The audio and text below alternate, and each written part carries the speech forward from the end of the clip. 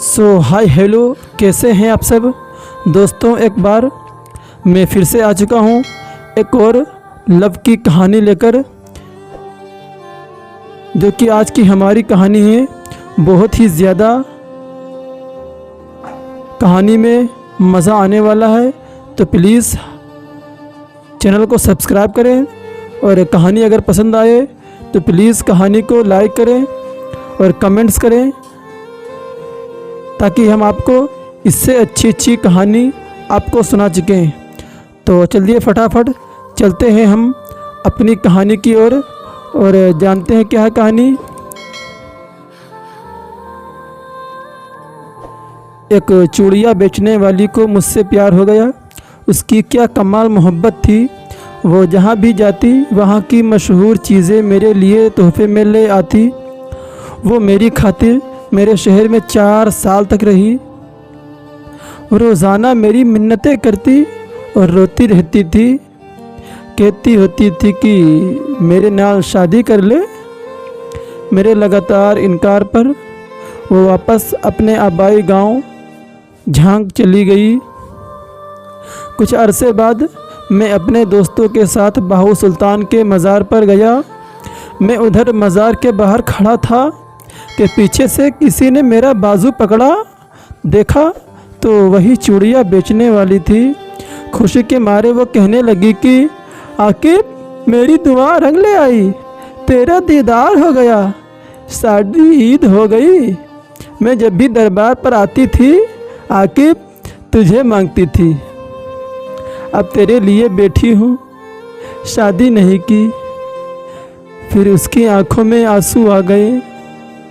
कहने लगी, भीख मंगना, चूड़ियाँ बेचना मेरा कसूर तो नहीं है ना। ये तो मेरी किस्मत का, मेरे नसीब का कसूर है। तो सज़ा मुझे क्यों मिल रही है।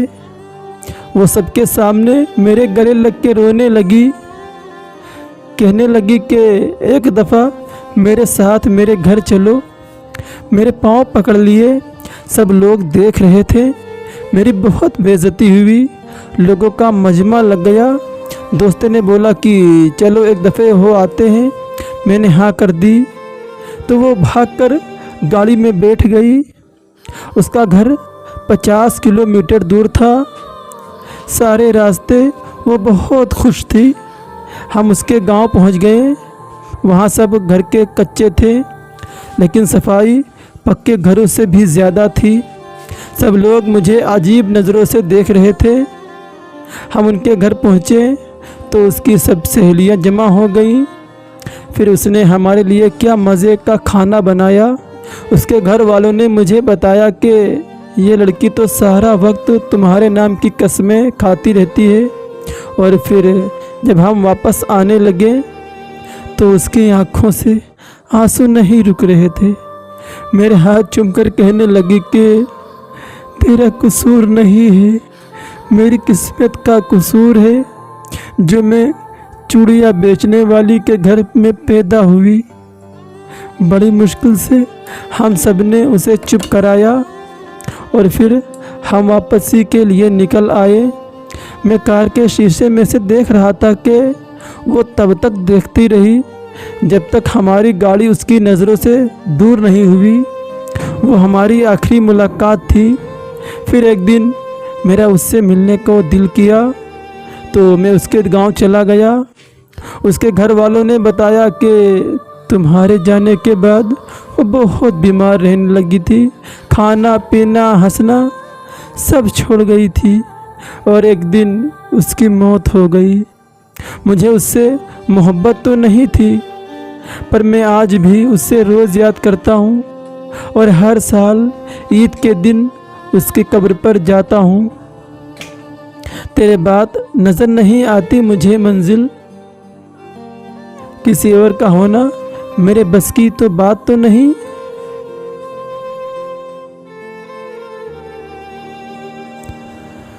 तो दोस्तों, ये कहानी आपको कैसी लगी प्लीज़ हमें कमेंट करके ज़रूर बताएं। यार दोस्तों, मैं आपके लिए बहुत मेहनत करता हूँ। आपके लिए अच्छी कहानियाँ ढूंढ के लेकर के आता हूँ।